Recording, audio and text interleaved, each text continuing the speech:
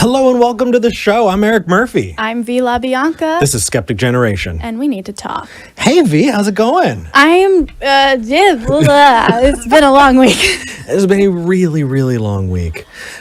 So we have been super busy, and I think we owe it to them to tell them kind of a bit about what's been going on and what we've been up to.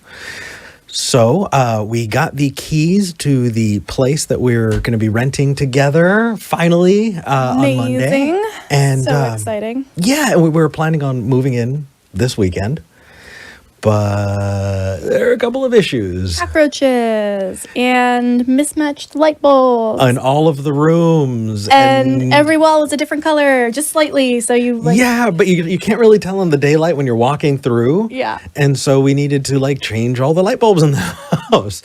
And we're just busy all day painting. I'm so sore. Yeah.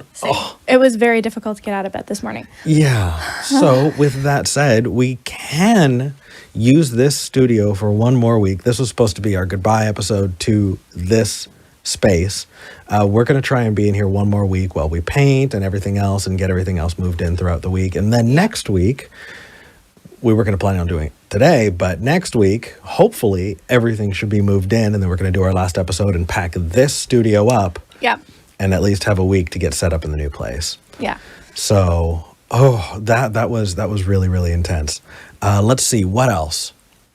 Well, we got monetized. We did get monetized. We have, at this point, almost $20 for a whole month of content. Yeah, for YouTube AdSense, which is not bad for just getting monetized. We actually got monetized before we got our custom URL, by the way. We got our custom URL. Yes, so now you can go to youtube.com/Skeptic Generation and find us. Which is way easier than the huge string of characters and the tiny.cc link we had, which was really, really nice. None of which would have happened if it wasn't for all of you. We put out the call saying, hey, we are so close, and people just put on the playlist and kept things running. Amazing. And it got us over the hump, and we are so grateful. So for all of you, thank you so much. It was so nice. And then on top of that, we realized that there were a whole bunch of things now that we're going to be setting up in a different place and not borrowing things. There are things that we just needed that we didn't like this chair is not ours. It's not ours. And we popped an exact replica of this chair on Amazon, and someone was kind enough to pick one up. Shout out to Al. Yes. Struggling with that, that was an adventure. It was. That was an adventure, but he stuck through it. Yeah. On top of that, trying to organize. So we've been busy every single day, all the way up until when videos go live. So last week we put out 2 videos almost every day so that we can get all the calls out. Mm-hmm. And we've been busy all the way up until the wire, getting thumbnails done and everything else so that they can get out on time every single day. And we're doing our absolute best. To that end, I wasn't able to get the outro updated. So essentially, if you're wondering, is my name going to show up on the outro if I pledged on Patreon this last week? What we're going to end up doing is buy some automated software that allows us to update it without having to manually sit down every week, because at a certain point, that becomes kind of untenable. So for right now, what we're doing is... And the software is very limited. We're just lucky that we were able to ask Thomas, and Thomas had access to and knows how we can get that kind of software to be able to integrate. But go ahead, sorry. So essentially what we're going to be doing is every month, for right now, we're going to be updating the outro. So if you pledge during the month of June, then in July, you will start seeing your name in those outros. And that's just a temporary thing while we get everything else set up. And once everything calms down, we'll be able to make sure that that gets updated weekly. Yes, please be patient with us. We are trying our absolute best. We're burning the candle at both ends. And we're just grateful for the help that we're getting. And special thanks to our mods, our incredible just volunteer crew who's doing amazing. Thank you all so much. So... any other big announcements? Well, bear with us this week because we are playing around with super chats for the first time ever. We can do super chats! We can do super chats, and I love this function. I utilize super chats all the time with other people. I was super excited to be able to get that for this show. We're not exactly sure how we're going to do it yet. Depends on the pace of the show, if we have many callers, like how we're going to integrate that. So be patient if it's a little bit wonky at first. We have somebody cataloging all of them. Until we figure out how it all works. Yeah. We're doing our best, but we do see the super chats, and we want to try and give you shouts maybe towards the end of the episode if we've got the opportunity. We're gonna figure out a way that we can. Hey, maybe thank 2/3 those. of the way through the episode. 2/3 of the way through the episode, we're going to read your super chats. No, but what if people want to send super chat afterward? Then they might be SOL. That's a good question. Yeah, we'll have to figure it out. Anyway. Yeah. Okay, let's get to our regular announcements because we're going a little long. I'm sorry. I'm supposed to be hosting. V is on controls and doing all of the tech stuff today. So let me keep us moving through. We still have merch. So if you haven't checked out our merch store, do you want to check out our merch store? Absolutely. We've got all this cool stuff available on Redbubble. Look at that. Link is in the description to the show, or people can go to tiny.cc/sgmerch, where also they can find the Book of Eric. People have been tweeting and posting on Facebook that they've been receiving their Book of Eric, and it is so cool. It is so cool. And just remember, if you get a Book of Eric and you get the chance to see us at an event, we would love to sign them. Absolutely. That would be so cool. Oh, that would be really cool. Yeah. Nice. Maybe write a passage from the Book of Eric in it. Okay, now I have homework. Yeah. That's okay. Are you kidding? You always have homework. I always have homework. All right. On top. Let's shout out the flyer. That's exactly where I was thinking. Yep. Nice. We are continuing the flyer event. I know it's not showing up on that part, but it will. Let's shout out the flyer event for people who... I'm sorry. Thank you to Dougie1710. Dougie1710 is the winner of, well, not the winner. We picked our favorite, picture that went to us. And V, could you describe that actually? I think we got disconnected from Call-In Studio, so I might need to fix that. Okay, sounds good. So essentially, what we've been doing is we have been making sure that every week we pick our favorite or a favorite, because there were some awesome ones sent in this week.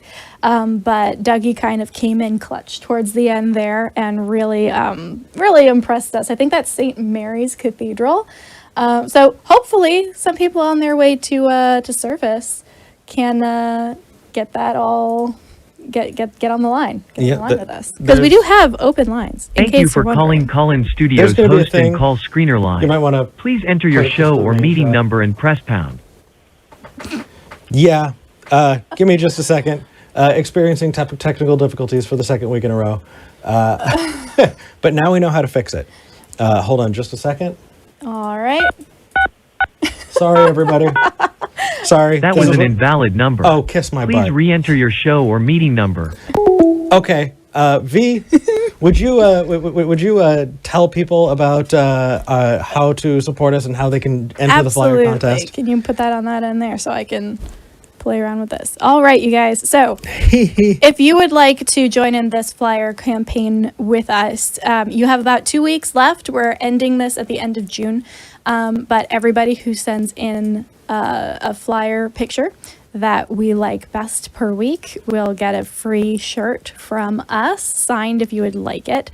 In order to enter this campaign, just go to skepticgeneration.com/launch and make sure. Thank you for calling Call-In Studios host and call screener line. So many things in my ear all at once. And take a picture of the flyer after you print it out, put it somewhere cool like St. Mary's Cathedral, and shoot us a picture at Skeptic Show on Twitter using the hashtag SGFlyer, and we will be able to pick our favorites for the next 2 weeks. So make sure you get in on that if you can, if you got a printer. I know apparently like millennials don't have printers, which is weird. I'm vamping at this point. About I sincerely printers. Appreciate it. Not as fun as last week. No, Last week was but more I fun. think we're back in. In the meantime, there are ways to support us, and people have been, and we really, really appreciate it. If you want to help us, essentially, we're going to be building a whole new studio, and then we want to be able to get somebody to help us produce because that would be helpful. This could be happening on the back end if there were a producer that was not also in front of the screen.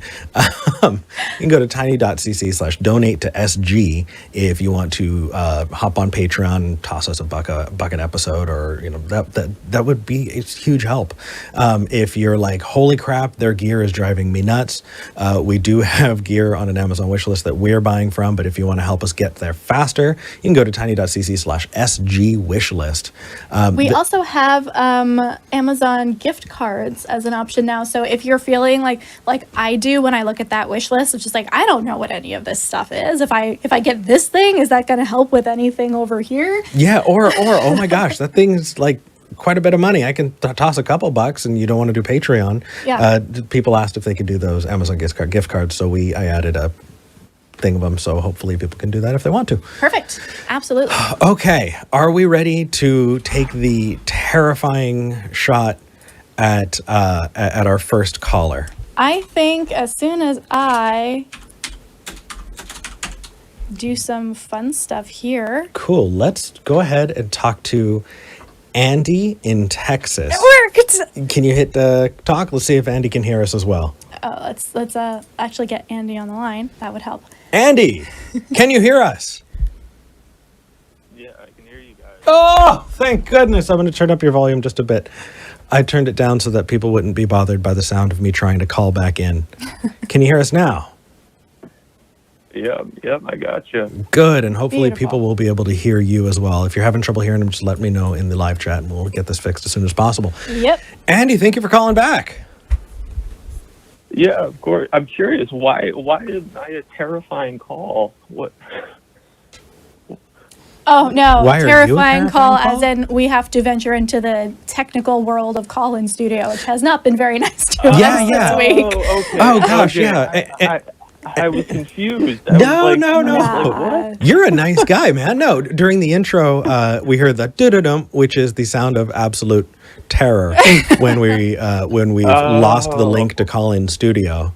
So that was it. But no. You're a sweetheart, man. Oh, yeah. Gotcha. Well, I'm glad you guys got it worked out. Cheers. What did you want to talk about today? Yeah, so I guess I just kind of wanted to, at the risk of sounding like potentially like a broken record here, I kind of wanted to continue with the topic that we had been discussing last week. I know that when I ended the call, you guys had mentioned that I might have touched on something that was worthy of, I guess, bringing back and discussing. And that would be this idea that I think we should be treating humans and animals with respect, and that means, not killing them, Sure. as we wouldn't kill a human. Well, So I guess that's a great topic. Before we dive into it, I do kind of just want to address something. We got a good bit of feedback. We ran a poll, and we're just like, hey, how many vegan calls should we be taking on the show? Because this is new territory for most like skeptical atheist call-in shows. Don't necessarily move it's in not this taken as direction. much. And so I think, because we're having this ongoing conversation with you, we're happy to talk to you. But just if other people are watching and they want to continue having those vegan conversations, I think we're going to dedicate some time at a future point to do like a really cool collab where we can, zero in and advertise that out.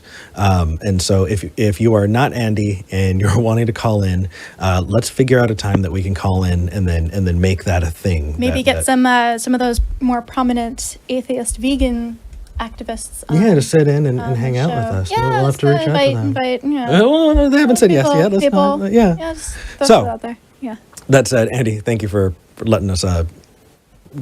Go ahead. What? So you wanted to talk about? Well, yeah. Thank you guys. Thank you guys for letting me bring the topic back. I know Yeah. it could be, like I said, I know it could be kind of at the risk of sounding like a broken record, and but yeah, just but I essentially ended the call last week saying that when we look at humans, I use the example of members of the LGBT community just because the phrasing in the Catechism of the Catholic Church was very specific with that particular marginalized group, where the Church teaches that we should be treating, in our encounters with members of that community, treating them with respect, compassion, and sensitivity. And I tried to draw a parallel with animals in the sense that I think we should be treating them with respect and compassion too, and that would kind of go against this idea of killing them and consuming their flesh, right? Fair. So Andy, I I want to jump in real quick with an observation here, and this is not at you. I do not necessarily ascribe any of these things to you, but if we are talking about the Catechism and Catholicism, talking about how we need to be nice to marginalized groups, let's remember who marginalized those groups in the first place, which historically has been Christianity. And the Catholic Church, if we're talking about historically. Yeah, so, I mean, I get it, and modern Catholics who want to pursue that, absolutely great. But to have it codified in the Catholic Church as, oh, by the way, you see these people who don't have the equal rights or don't have protections or are looked down on, let's be nice to them, but maybe not dismantle the systems that create that disparity in the first place. Like, I get where you're coming from. I think you probably agree with me on that topic because you seem like a cool guy. But that it would not be fair for me to not bring up that disparity. Yeah, I understand, and I totally get it. I think it would probably be a whole separate discussion about. Oh yeah. Yeah. So I guess for the sake of this discussion, I'll kind of pull back and just say that use humans as a whole, right? And that we should be treating each other as a whole, right? I think you would agree that, treating each other with respect and compassion is, it's kind of how we make our way in this world. It's kind of how we keep moving forward, right? Yeah. And we wouldn't dream, right? We wouldn't dream of, if I were to show you some hypothetical world where there were humans that were being, mass bred into existence and then killed, you would presumably think that was horrifying, right? Sure. But you don't. But at least at this point, and at least since our last discussion, you don't when it comes to the animal. Well, that's not true. Right. It's not about compassion and respect. So I tried to give counterexamples, but I can give another one right now. Let's look at lab-grown meat, which is becoming a thing. People are growing meat not connected to an animal in a lab that is edible. If someone were to offer you a burger, with real meat, but that meat was grown in a lab, would you eat it? I think it would. That's a good question. I think it would probably depend on if it was a meat that was completely grown from, let's say, cells of an animal that had already died, and they just took the cells after the animal had died, and they ended up growing a whole laboratory of meat because of that. I would probably say no, because I'm not necessarily against the idea of eating meat. In the same way that if I were to come across a deer on the side of the road that had been hit by a car and it was dead, I don't see any moral problem with taking the meat from that animal, because it's me taking the meat is just something that has happened after the death has already occurred by another means. It's more so this idea. That the meat is coming from a specific place where there is exploitation. It's okay. Just a little. I just want to point out there. So many things I say. I know.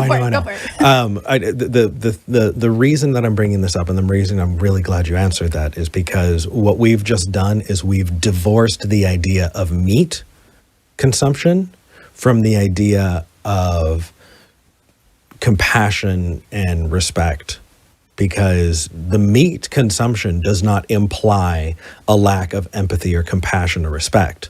You just agreed and gave me examples of the deer that got hit by the car, right? You can take that meat. Eating the meat does not mean you lack empathy or compassion or respect. And so it sounds like it's not a veganism as a kind of I don't want to eat meat type of argument. It's a treatment of living animals and a disgust for factory farming. Would that better kind of encapsulate where the issue is, at least for you? I think that would probably encapsulate it. But at least this is just I'm not speaking for all these. Oh, no, absolutely. We're talking to Andy. Yeah. Stance on it. Yeah.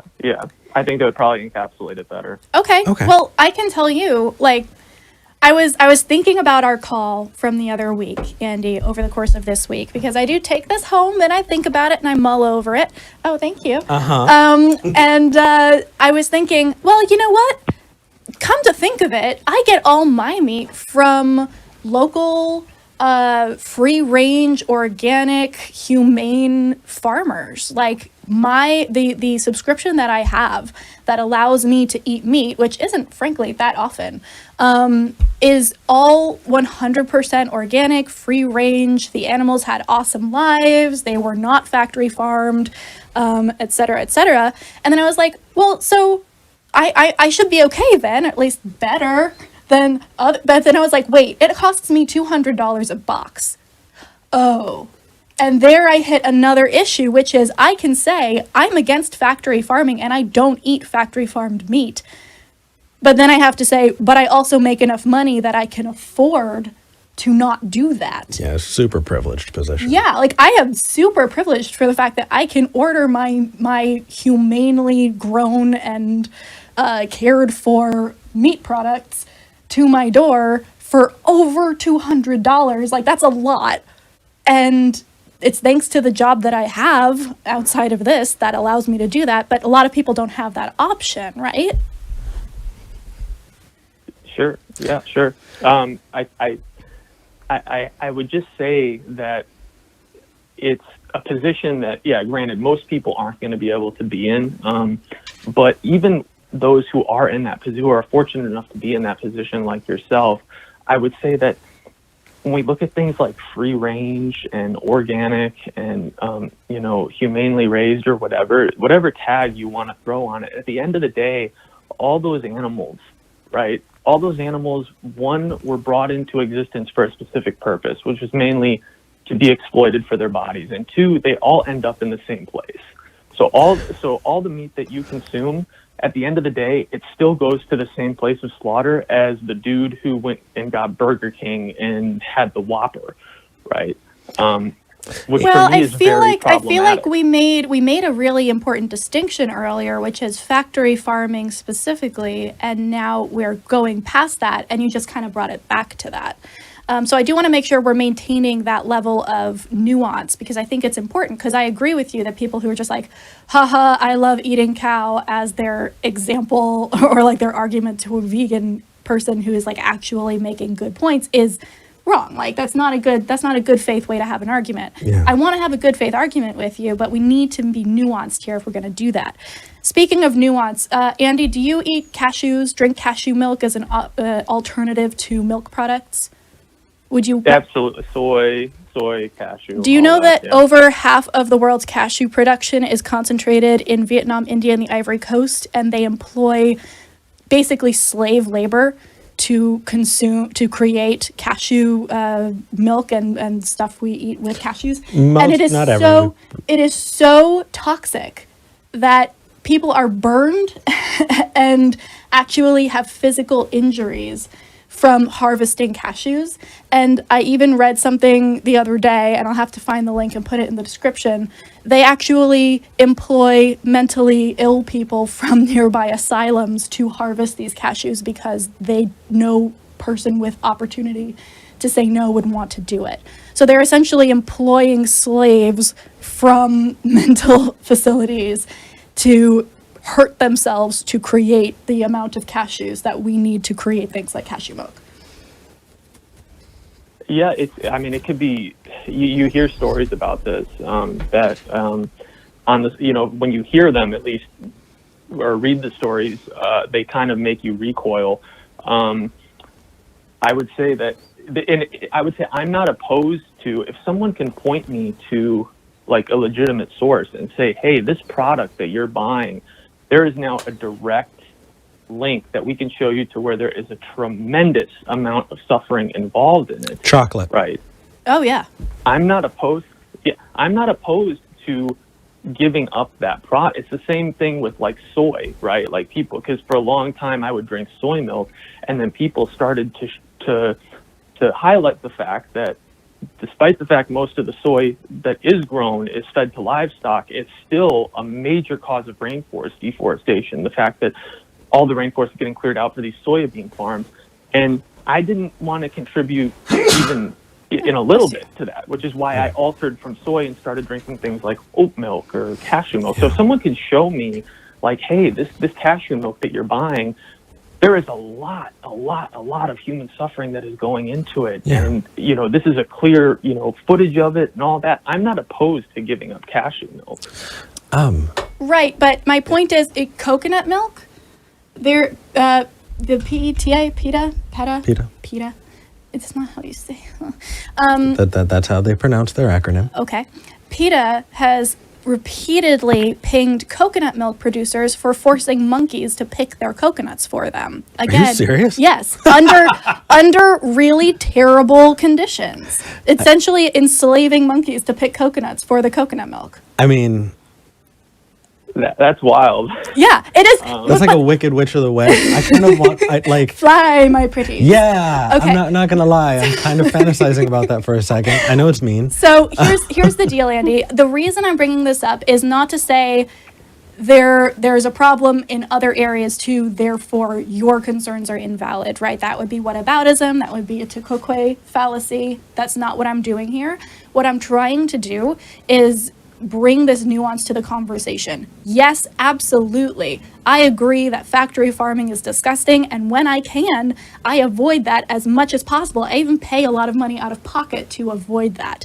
That said, pretending like that is the only area where we are seeing not just animal cruelty, but human cruelty across the board, especially in the production of vegan-based food products, it's a larger conversation to have. So I would absolutely have that conversation. Maybe not on this show right now, because we want to move on to other calls, and we will have a vegan focused maybe at week some or two. point, week or two in the future. But my point here is that we need that nuance, right? And we can't just say, if you don't do X, then everything else is solved. If anything, doing X will perpetuate Y and Z to the point where they become issues themselves. And it's sticky. It's awful. It's how we function in a world where one thing must die for other things to live, even if we're talking about plants, right? So it's rough. And before we go, because we're kind of be putting a lid on vegan calls for a little bit, so that we can have kind of a more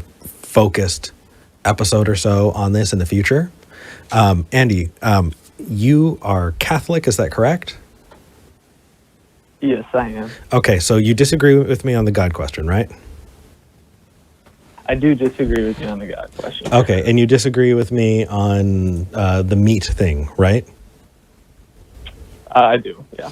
Okay, so from people on very different sides of things, can we agree on a couple of things? Because I'm seeing a whole lot of really crappy arguments on both sides, especially in the comments. Like, we respect each other, and we're not seeing that in the comments under these videos, and it's a shame.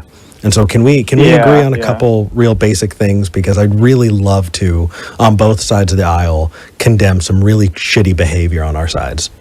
Can we do that together really quick? Yeah, absolutely. Yeah. Cool. I'll start on my end. Like V said, when somebody says, yum, yum, meat is good, go cry, that's not a good argument. You're not helping anybody. You're just telling everybody what a jerk you are. Stop it. Just stop it. It's not, I don't know why. It's not funny. And it's not helping anybody. It just makes you a dick. On the vegan end, there was somebody who had said, well, why aren't we talking about the health benefits of eating vegan over eating meat? In all caps, by the way, which means you're a gentleman who obviously has a gentleman and a scholar. Yeah, refined, we should definitely talk to that person.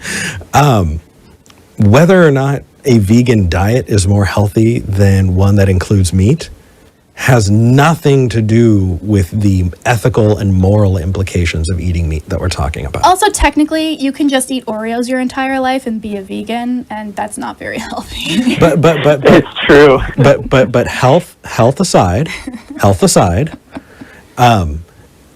whether or not a thing is healthy does not mean that it is moral.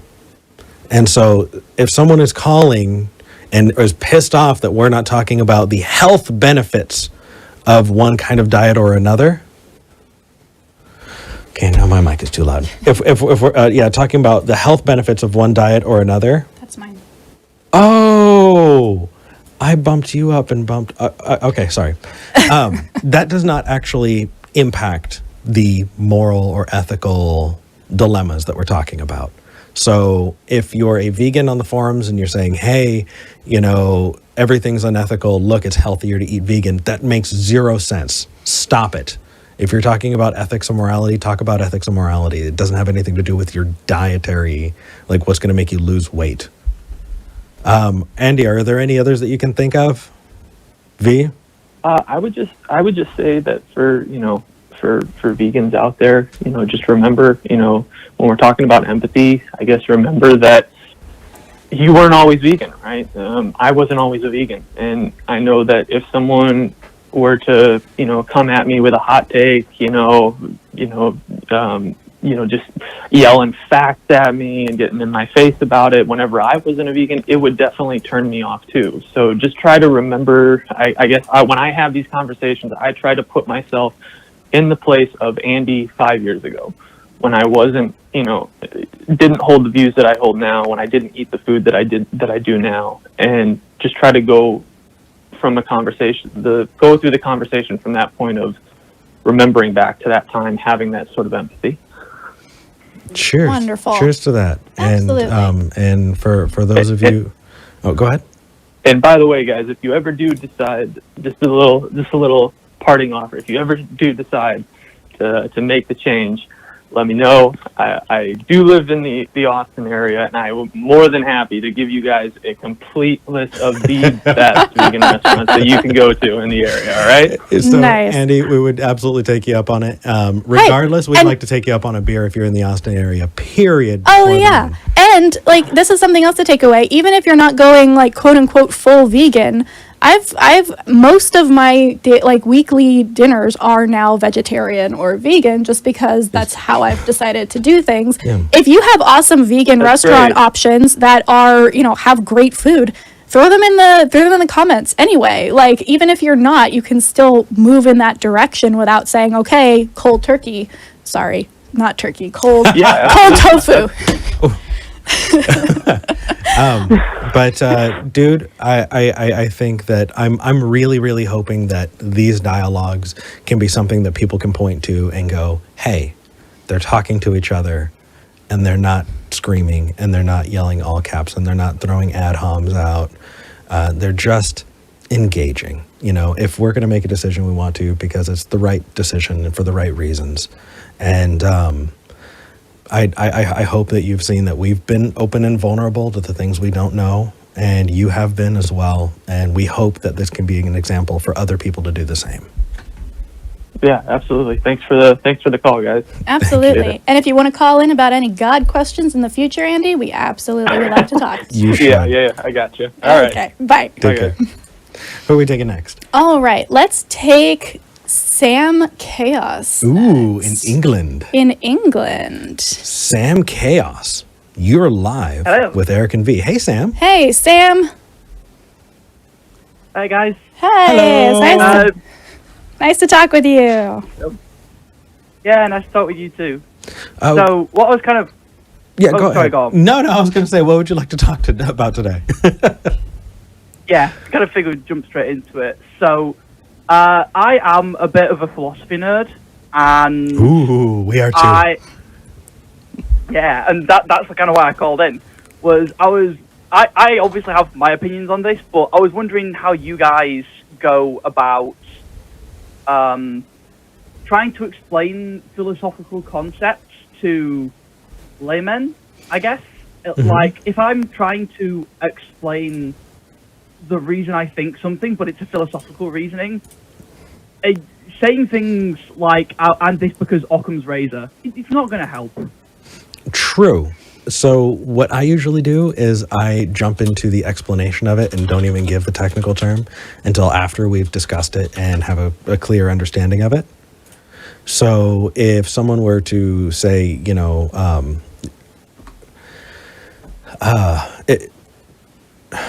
if someone were to say, oh, my house is haunted because the door in my, you know, pantry keeps opening, and you say, well, I disagree because Occam's razor, they're not going to get it. But if you were to say, well, let's take a look at what the likely things are that could have caused this, because often the most likely thing is going to be the answer. And so let's take a look and see just how likely each of the possible causes is. And then if they were to go, okay, and you kind of go into it, and odds are that cabinet door in the kitchen just is poorly installed. That's what's been it every single time I've had that problem. Then you could say, hey, you know what? There's this concept that is called Occam's razor, and it's something that you can apply elsewhere in your life. It's something that I do, and I think it's really fun.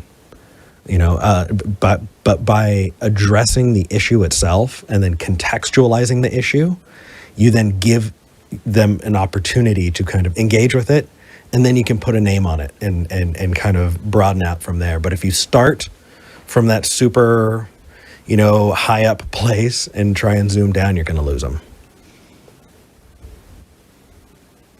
Yeah, I think that's about where I am too. Mm-hmm. I was just kind of struggling with do I explain all the technical terms here? So if you do, we might spend just a little bit of time describing them. So, I mean, isn't it an Einstein quote that you know something well when you can explain it simply? mm-hmm. So if you understand the mechanics of, this is what I've found with philosophy, but also in general with the way we use language, the words we use are essentially shorthand for larger concepts, right? So we can say, I need to mow the lawn, right? Not, I need to go outside and look at all those little plants. They are too long. And so I need to go and I need to find a way to cut them all so that they are even and look nice. Like, we could just say mow the lawn, but we understand what we mean by that. In the same way, when we talk about philosophy or any other body of knowledge, area of research, there's the underlying meaning of a thing, and then that's how we talk about it. So when we say Occam's razor, you and I know that shorthand, right? But someone might not know what that means, and that's fine. They might totally agree with what it means, right? If you say, hey, do you think that maybe we should look for the most likely explanation that requires the least additional preconceptions as possibly the best answer to this thing? They probably would go, that sounds reasonable to me. Well, they know Occam's razor, they just don't know what it's called. Yeah. So I think for me personally, as a fellow philosophy nerd, it is so much fun to talk about the actual definitions and the ins and outs of everything and where this term came from and why this philosopher has a problem with it. So much fun. But when you're talking to somebody about an issue, especially if they're making some kind of fallacy, and that's something that I want to get away from doing as well, which is like, oh, well, that's the Tukokwe fallacy, therefore it doesn't make any sense, and then move on. Yeah. Because that's not helpful to anybody. And it's not just fallacies. Here's another example. The principle of charitable listening. If you were to say that, people would be like, what the heck are you talking about?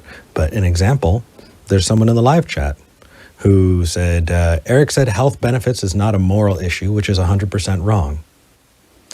The principle of charitable listening would be assuming the best in your interlocutor, assuming that they are rational, and maybe they said something wrong, or but if you take the worst possible view of what another person said and present that as, you know, definitively what they said, you're not setting up an opportunity for discussion. You're just being an asshole.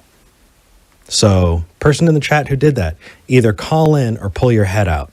But the idea that I don't view being healthy as moral is stupid. It's contextualized, right? But saying, hey, I want to give you the opportunity. You know, we've had plenty of callers who called in that we've disagreed with that have said something ridiculous.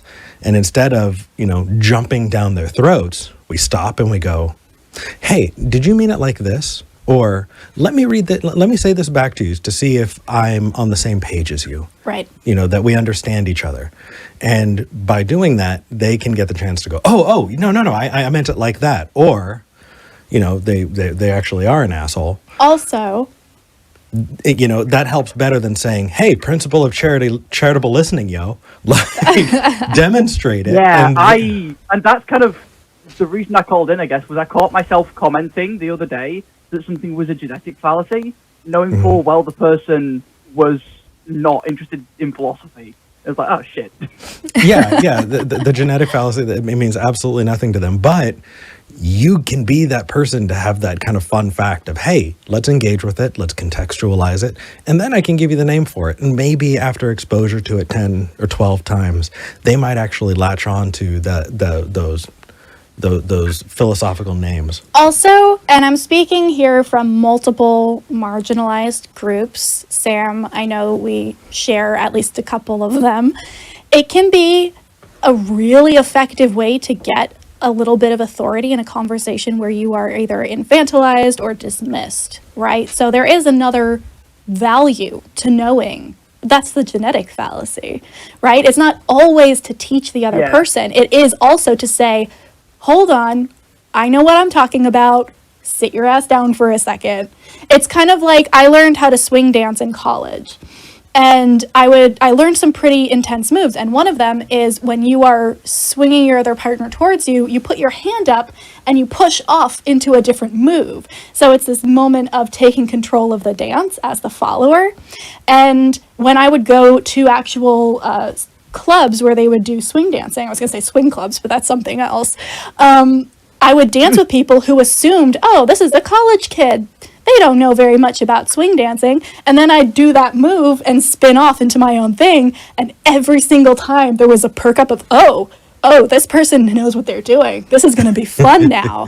And I feel like it's the same with a lot of these things where judging from the situation and who the other person is, it might be worthwhile to flaunt that knowledge a little bit just to get their attention and to have them know, I know what I'm talking about.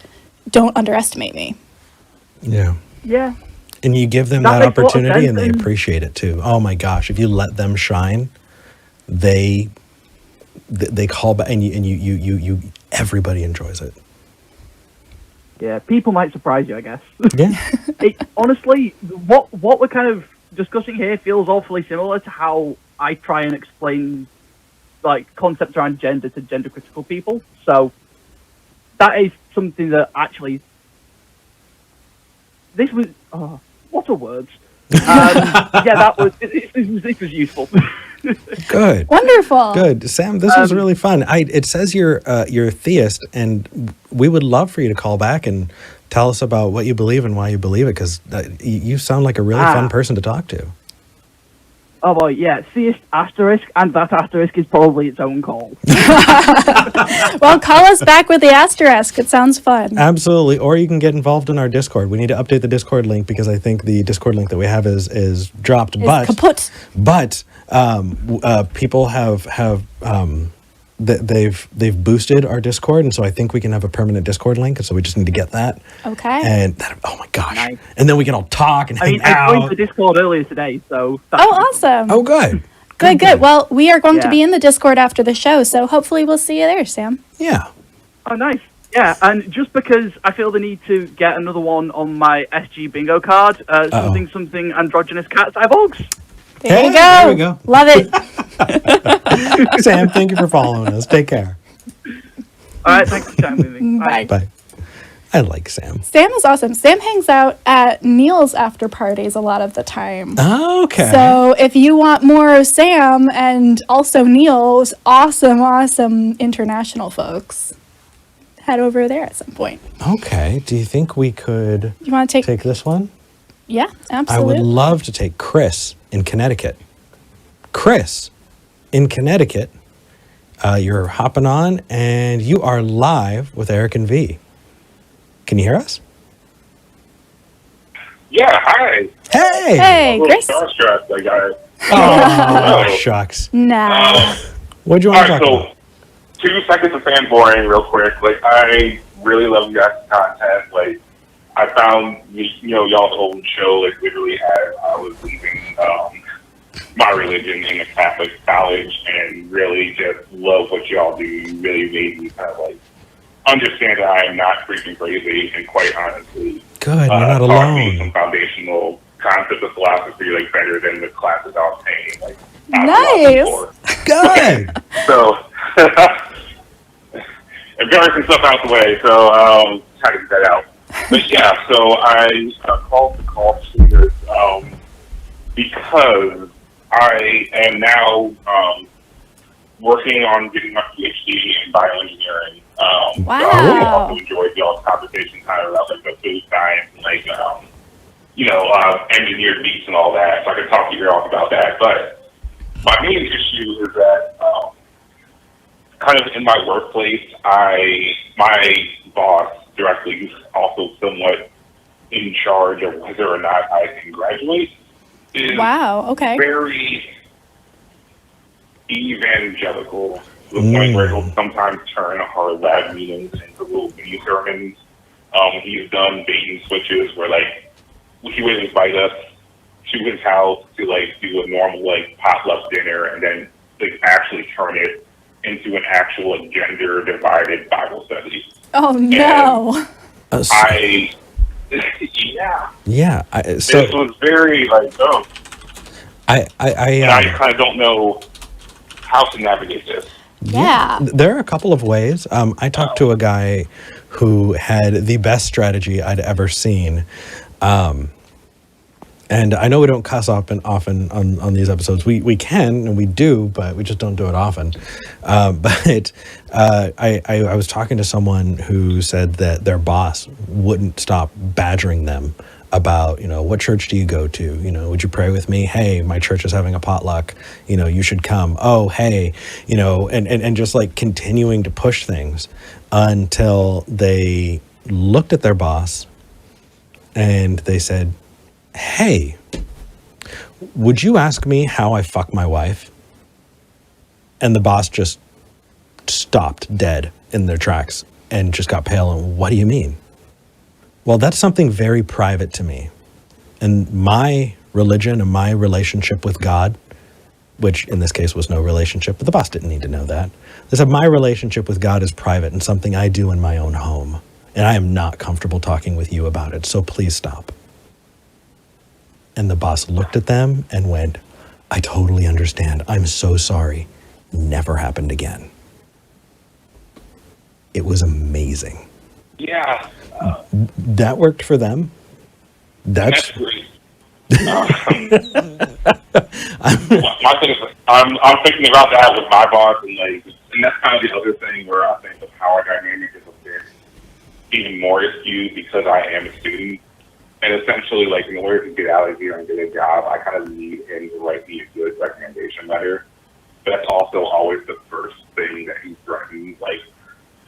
For example, when I first joined this lab, he actually did something similar where he kept inviting us out to his church, and I was just playing core, okay, otherwise, I can't really do this weekend, just, docking the question. And then it kind of got to the point where he sent me an email kind of saying, I don't really feel like you're a team player, and I don't know if I can write you a good letter of recommendation. Oh my goodness. That's when you should talk to a lawyer. Yeah. FFRF has structures in place. The Freedom from Religion Foundation has structures in place for this very kind of thing. American Atheists also takes some of that stuff on. You should absolutely give them a shout. Yeah. I mean, honestly, just a cease and desist kind of letter from one of them saying, hey, we see what you're doing and it's not okay, should be enough. But yeah, that is not just somebody who is, being awkward about sharing their views. That's coercion, and that is not okay. If somebody's browbeating you and you're afraid for your future like that, that is absolutely not okay. Yeah. And odds are, if it's happening to you, it's probably happening to other people too. That's a good point. You're probably not the only one, Chris. But so that's the other thing. I guess my question with that would be how discreet are FFRF and all the other organizations our lab is like 10 people, and he kind of knows who does what. And I... Hey, Chris? Really? Okay, so... Chris? For context? Yeah. Do you have us on speakerphone? Yeah. I have you on my headset, so I can take it off. Could you? There's some echo going on there that's a little tough to decipher what you're saying.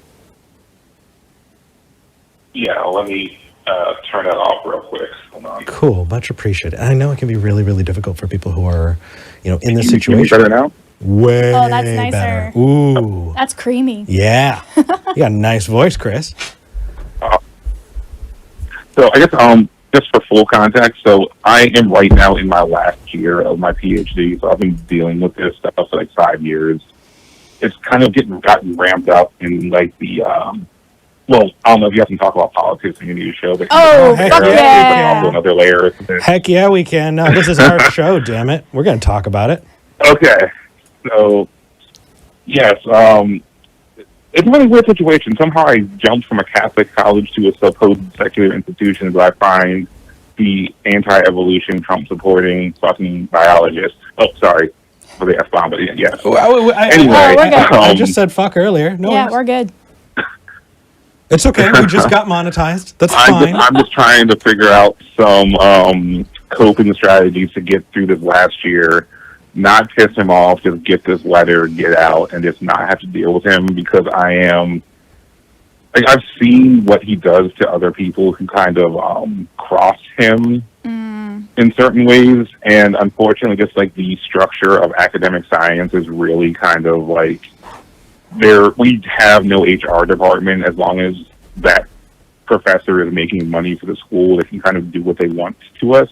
Screw so I guess that. I would still be a little hesitant to even contact like FFRF or do anything legal. Here's what you do. There's nothing stopping him from destroying my career in that way. Oh, okay. So here's what you do. You hop into our Discord. You hop into our Facebook group.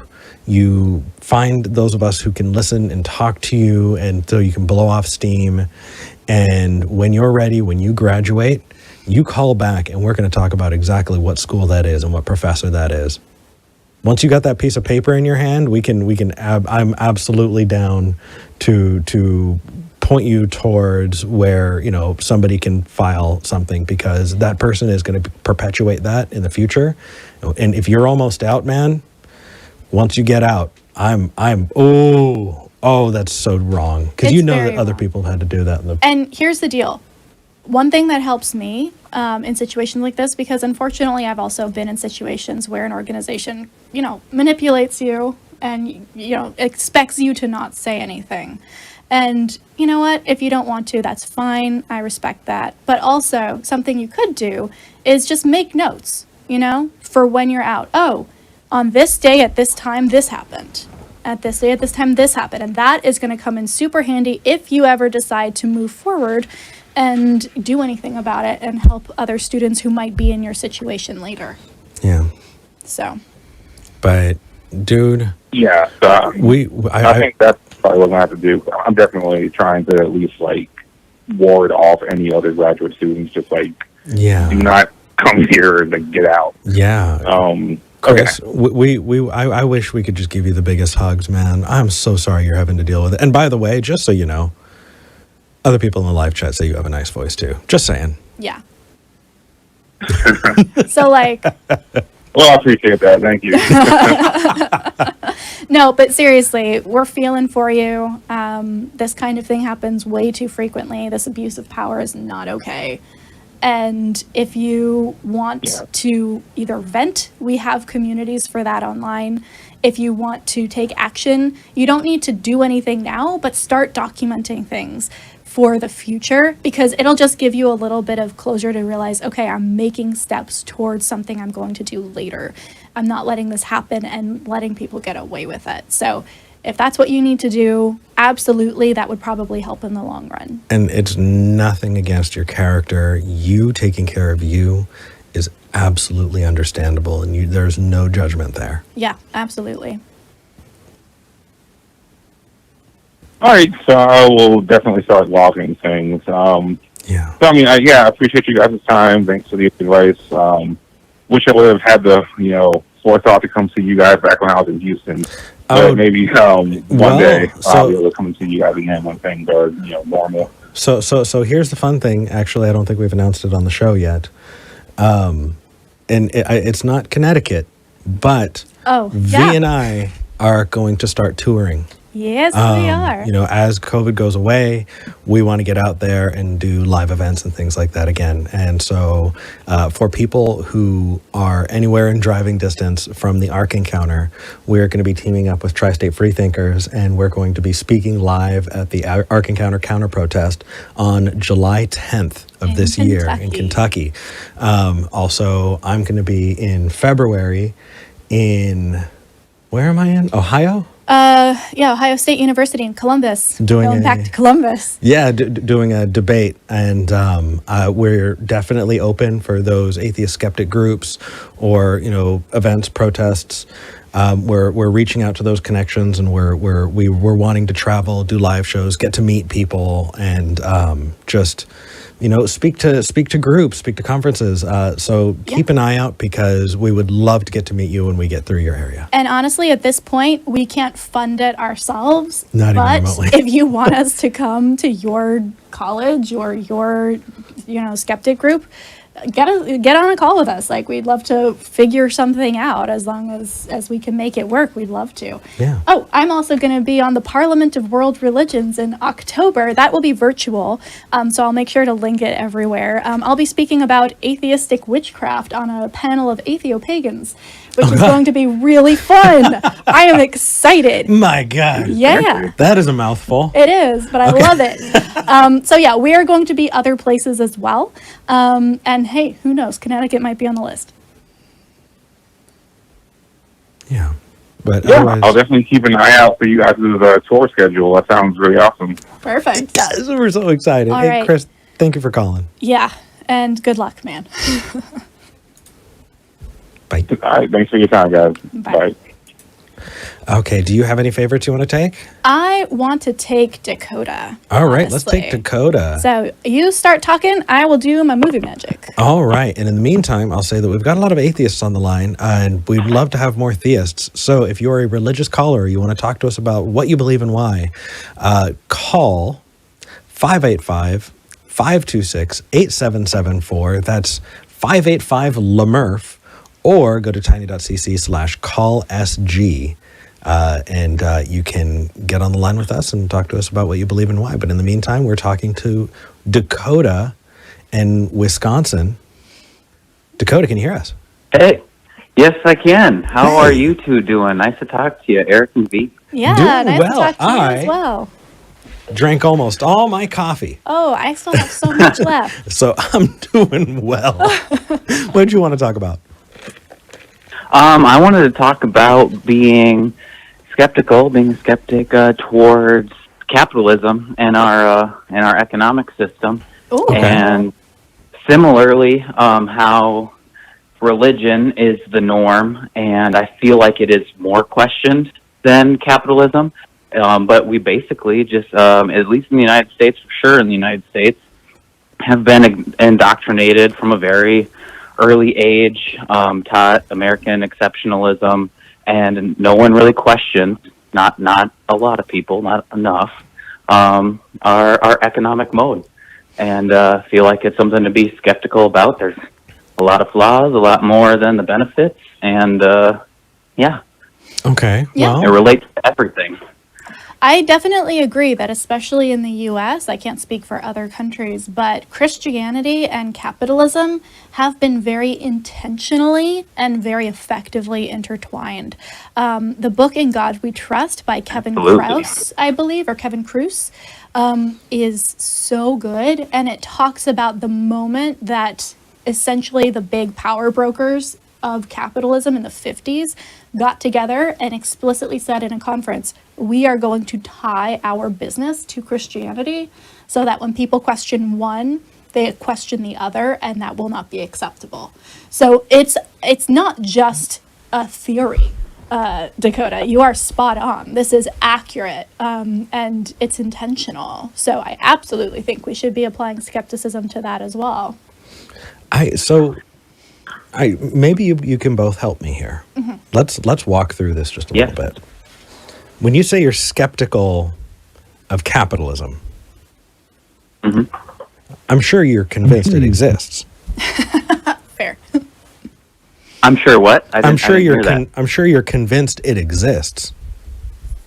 Oh, absolutely. So what the fuck are you talking about? Thank you for clarifying that. Okay. Yeah, skeptical that it is the only way for an economic means of production, the only way that we can establish our society, or that it is the best way, and that, as soon as someone brings up, Karl Marx or Vladimir Lenin or anybody else, that you're kind of, So Dakota. shush. And, yeah. So you're a dirty communist. Absolutely. Because it's one or the other. I'm sorry. Cheers. Oh, you know what? Okay, now I'm on board. I was wondering, like, why are we? I know it's a thing that exists. It's not. Yeah. It's not skepticism of it as a concept. It's skepticism of it being A moral good or a moral necessity. or the only way or a thing can be done. superiority, or that it is only benefit. This is the only beneficial way, when in reality it's only beneficial for maybe the top 10% of the people that exist on the planet. Sure. Sure. So can I ask And Dakota, yeah, it's not talked about. what kind of got you, because for me, like, there were many steps towards me becoming skeptical of the version of capitalism that is practiced in the US and whether or not it was A, good for people, and B, the only way to do things, because those are not necessarily the same thing, right? There could be things that are terrible for people, but unfortunately the only way things can be right now. For me, it started very much with listening to activists in that scope, but also seeing that specific tie to Christianity, and especially a very Americanized version of Christianity. So for you, what was the penny drop to kind of start you thinking about this? Because one thing I would love to talk about on this show more is not just, hey, I'm skeptical about this thing. Why are you? What got you there? What were those breadcrumbs that led you to start questioning this? Yeah, so I guess I, more or less a skeptic for most of my life, probably elementary school age. It just on the news, seeing poor, starving people in, the global south, other countries, that geographically aren't any different than the United States, they can grow food there, is what I'm trying to say, and there's no reason why they should be starving over there. And we have the technology, we have the land, we have the resources. Why are people starving? It doesn't make sense. And I said that as a little kid, and later on I was like, well, no one can make money by curing, starvation and world hunger, so it doesn't get solved. And then, later on, as I, became an adult and thrown into, the system, and with different financial crises and the merge of Bernie Sanders, someone being able to say, I'm a socialist, as much as someone could say Bernie's a socialist, to argue he's still a capitalist, and arguing for more social programs in the United States, which are great, but a Band-Aid, a start. But yeah, and then, just seeing those flaws in our system and how there's so many contradictions, and they're so blatant in your face that there's some real atrocities that are happening across the globe, and there's some real obvious answers to how they can be fixed, and they're not, because our economic mode and people in charge of that want to preserve their place, or in this hierarchy, they resist change, and those are the stopping forces from anything changing for the better. And so it's been a process, but just looking at things as an early age, and seeing the flaws in them and how easily they could be corrected, and all the way up to the pandemic and right. People Well, I think losing their jobs. I am mostly in agreement with the end goal Dakota, honestly, I am. I would probably also be called a dirty communist by most people, even though I don't necessarily think that's where I stand. My concern is that this does, and I know this is a call-in show, we put you on the spot. I don't think it's actually as easy to fix as we think that it might be. And I don't think it because we don't have the technology. We absolutely do. It's the humans that are the problem here, right? Eric, I saw you going like, multiple times. Yeah. Give me your thoughts. Sure. We were correct. We were like admonished by somebody who said the couple dynamic is cute, but it doesn't work because you always agree with each other. So, I disagree with you all the time. all the time. We're just nice about it. Yeah. Okay, go for it. Okay, so oh my gosh, I know I've talked about it on the other show that we were on, but I haven't really brought it up here, and I think it's worth bringing up so that we can, use this moving forward. I'm getting stuck on the monkeys. And for people who haven't heard me talk about this before, I'll sum it up really quickly, as quickly as I can. Sum up capitalism super quick. No. This concept of getting stuck on the monkeys. I had an argument with a really, really good friend. I was talking to them about infinity, and trust me, this relates. I was talking about the infinite monkey hypothesis. Have you heard of that one, Dakota? Not infinity, yes. Infinity monkeys, no. Yeah, so the idea is if you were to take an infinite number of monkeys in an infinitely large room and give them all typewriters and give them an infinite amount of time, eventually you'll wind up with the collective works of Shakespeare. Right? Yeah, you've heard that. Yeah. And it kind of helps you wrap your mind around the concept of infinity. And so I was explaining to a friend this, and he looks at me and he goes, but no. I was like, okay, maybe I said this wrong. So I said it again. He goes, well, but you're wrong. And I was like, no, this is a thing. And we argued about it for hours. And finally, what he was trying to say is this, that as you get further and further out, as you approach infinity, which doesn't really make sense, there's no where you're approaching, but you know what I mean, the further and further you go out, the odds of it not happening become infinitely small. But it never becomes zero. It becomes effectively zero. Right? But somewhere after the 0.000 bar, there's a theoretical one there. And you can't pretend that that's not there. When I was telling him you're going to wind up with the infinite, the collective works of Shakespeare, he said that there's a chance, no matter how small, no matter how, there's still the chance that one thing wouldn't happen.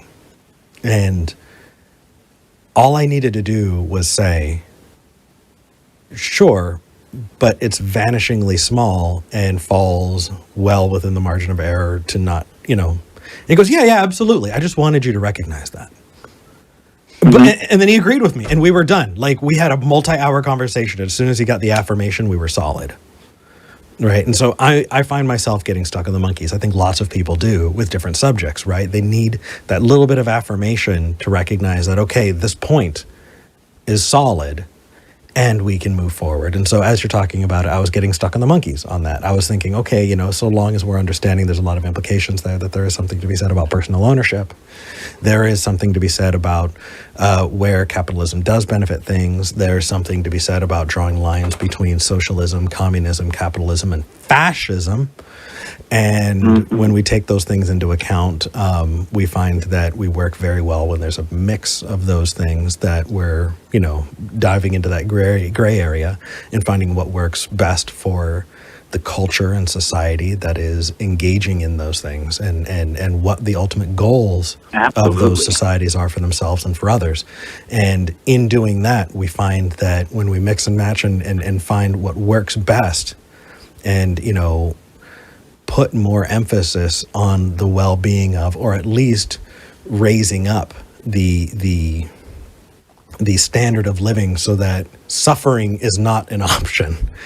People can do better or worse, but that doesn't mean that you're suffering or dying because, you know what I mean? That's just how low the bar goes. So if you agree with that, I'm down. But as you're both talking about it, I feel like I was taking in my implications of a whole lot of absolutes there. And I think yeah. I agree with what you're saying for sure. Big part of Marxism is thinking dialectically, that things are in a constant flow from itself and its opposite and back and forth. So the existence of capitalism means the existence of socialism, and back and forth it is a fighting force.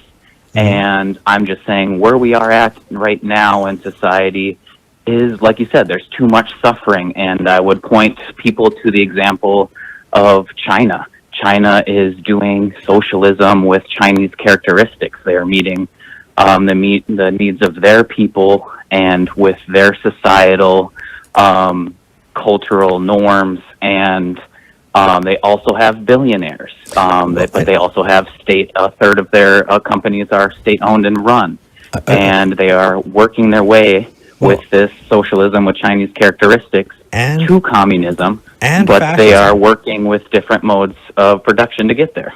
And fascism.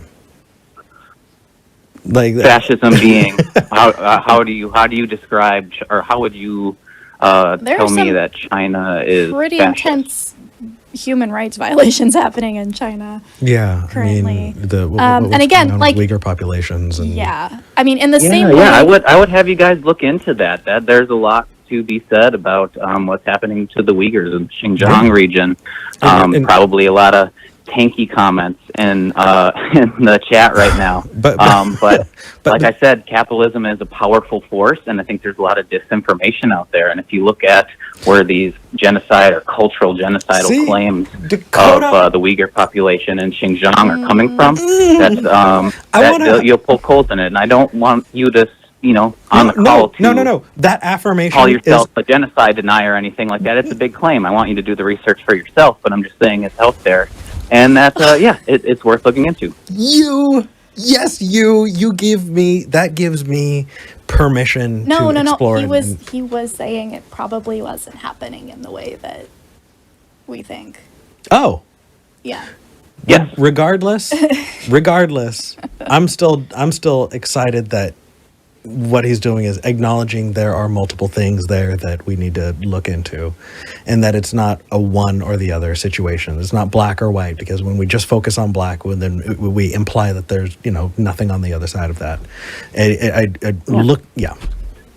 Okay, I didn't realize that was where we went. I was so excited thinking about the first thing. One is better than the other, or one is causing all this harm. Thank you, V. Well, that would have been taken. Someone would have taken that clip of me, and it would have been terrible. Yeah. They still will, I'm sure. They will. Okay. So here's the deal. In the same way that we had the conversation around veganism, and don't talk about health benefits if you're trying to talk about the morality of a thing. Don't talk about the economics of it if you're trying to talk about the health benefits. Like, there are different aspects of each concept to consider. If we're talking about the effectiveness of capitalism versus the effectiveness of socialism, that's a a separate conversation from whether or not they are beneficial or humanistic or moral. And we need to be able to balance all of those to get to a place that is the most effective and the most humane, I think. And the thing that I'm pushing back on is not saying capitalism is the worst of all of those. What I'm saying is right now we are being held hostage as a country by people who don't allow us to find the best way forward. And that is why people think that I am a socialist. It's not because I have done the work and think that socialism is the best of all options. I can't say that for sure.